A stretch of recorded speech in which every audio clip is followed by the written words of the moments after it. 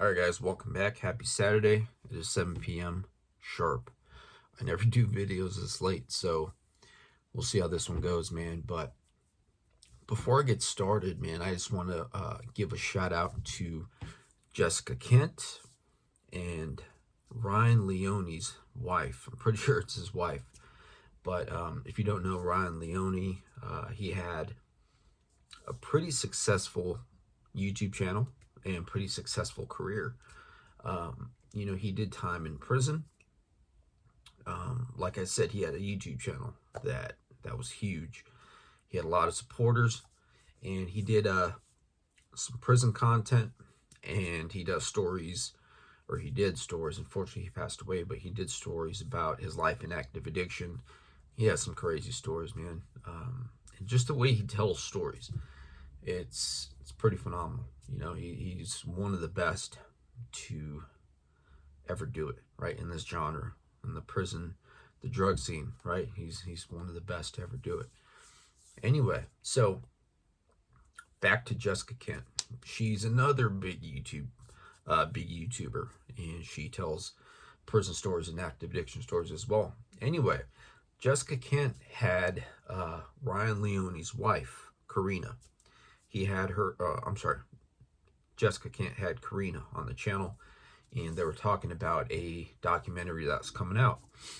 And so Jessica and Karina, they were talking about their experiences with Ryan. Jessica had Ryan on her channel, and they talked a little bit about that. And then it was time for Karina to speak up, about she said a little bit about Ryan. And so one of the things that Karina said stood out to me, man. It was huge. It was powerful. It was damn near poetic, man. She started talking about Ryan, and she said something about, he had a demon that he didn't deserve. And that demon is his addiction, right? So the demon we don't deserve, that stood out to me. Addiction is basically the demon we don't deserve. Some might say addiction is your choice. Addiction is a choice. No, that's not how it works, man. It's our choice if we decide to have that first beer, if we decide to take that first hit of whatever, right? We don't know. Us addicts and alcoholics, we don't know. We don't know how our life is going to turn out after that first drink or that first hit. That's not what we're thinking about, The majority of us, I'm sure, that's not what we're thinking about.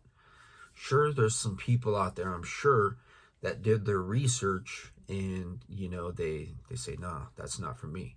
I 100% respect that. I wish I was one of those people. But when I took that first drink, when I took that first hit, I was in total amazement at how it made me feel, I felt free as soon as I took my first opiate, man. I felt free, dude. 5 milligram Vicodin. It was a Watson pill. I was going through some stuff in my life. As soon as that entered my system, about 30, 45 minutes later, I felt complete. I felt free. Nothing bothered me. And I was high, So prior to that, I had no idea that I'd be going to detox like a few years after that. I had no idea I'd be going to rehabs. I had no idea I'd be committing crimes, stealing money, right? Stealing from family. I had no idea I was going to be doing that.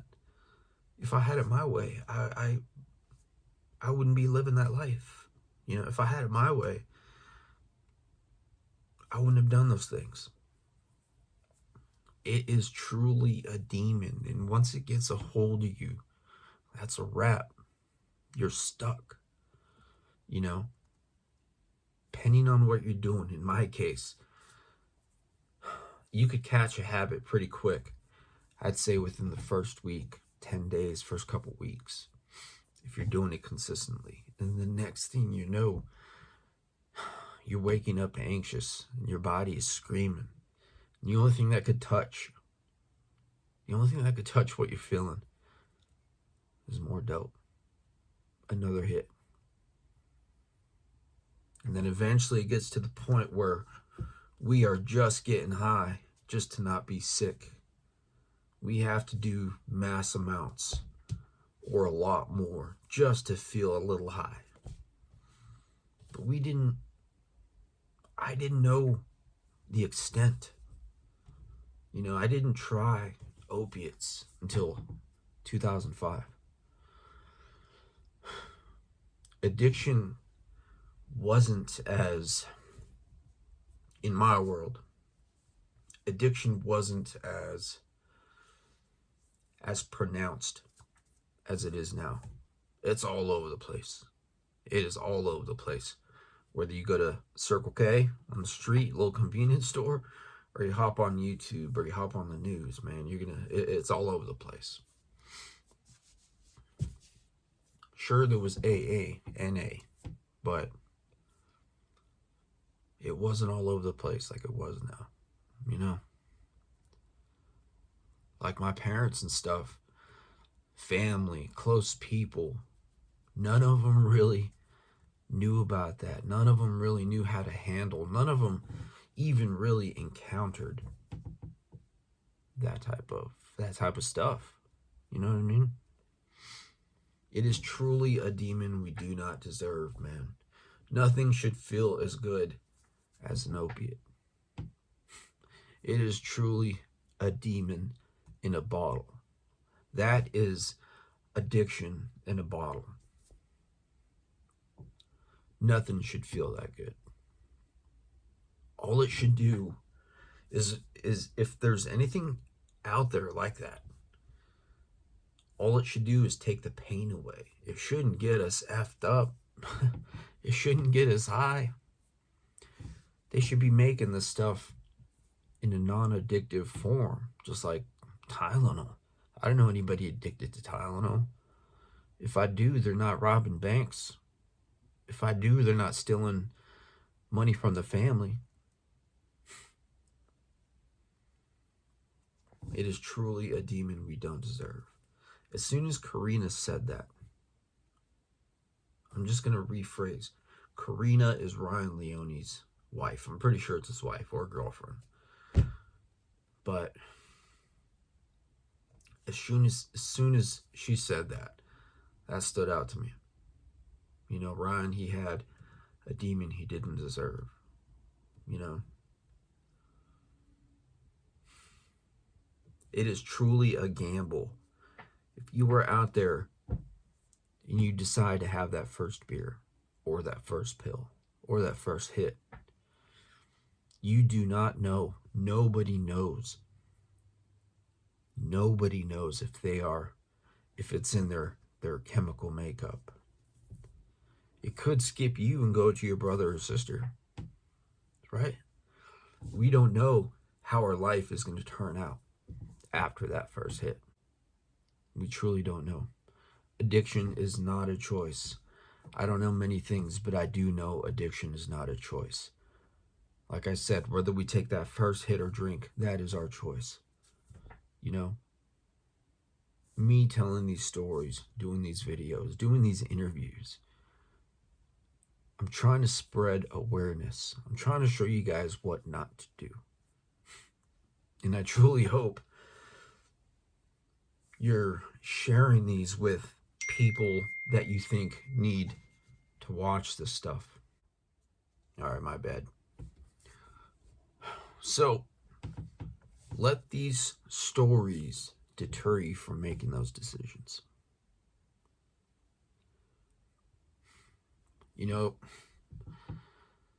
I guess I can't really fault people for thinking that addiction is our choice because they don't know. They might not know anybody specifically that has addiction or alcoholism troubles. They might not know. You know what I mean? And the reason why I'm so passionate and as serious about my beliefs is because I've been through it. You know, like I said, I had no idea my life would spiral out of control after I took that first Vicodin. I had no idea. Of course I wouldn't want my life to turn out this way. My whole entire life was put on pause after I was hooked on these pills. Everything was put on pause. It's like my life was put on ice and that demon entered my body and it made me do some of the most stupidest things I've ever done in my life. Some things I would never think of doing while I was sober. That demon was moving for me. That autopilot you hear people talking about, that was that demon. That was that demon right there. That's not me. Me waking up dope sick. Just not caring about anything at all. Grabbing my keys and just hitting the road. Automatically. Doing whatever it took just to get some cash so I could go get high. That's that demon, man. That's that demon we don't deserve. You gotta be fucking kidding me, dude.